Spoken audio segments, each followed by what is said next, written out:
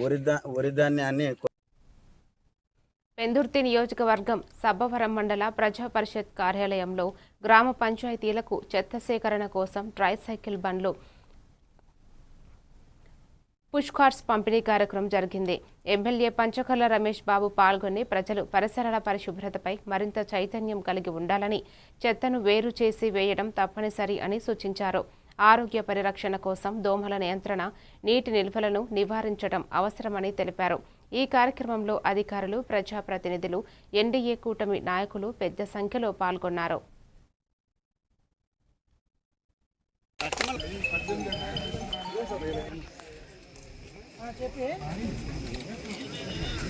అన్ని ప్రాంతాలు పరిశుభ్రంగా ఉండాలి, పరిశుభ్రత పాటించాలి, ప్రజల్లో అవగాహన కలిగించే విధంగా ప్రభుత్వం గత 2 సంవత్సరాల నుంచి కూడా నిర్విరామంగా పారిశుధ్యం మీద అనేక విధాల అవేర్నెస్ క్లాసులు తీసుకోవటమే కాకుండా ఖర్చు కూడా పెడతా ఉంది.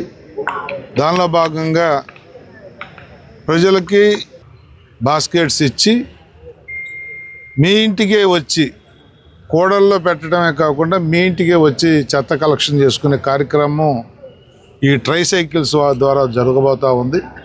దానిలో భాగంగా సబ్బవరం మండలానికి ఈరోజు 18 వెహికల్స్ రిలీజ్ చేయబోతా ఉన్నాం.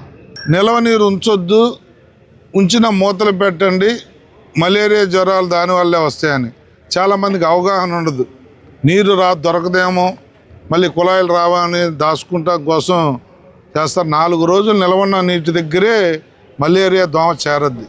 ఆడదోమ, ఆ దిశగా పొల్యూషన్ ఒకటి, భవిష్యత్తు అంతా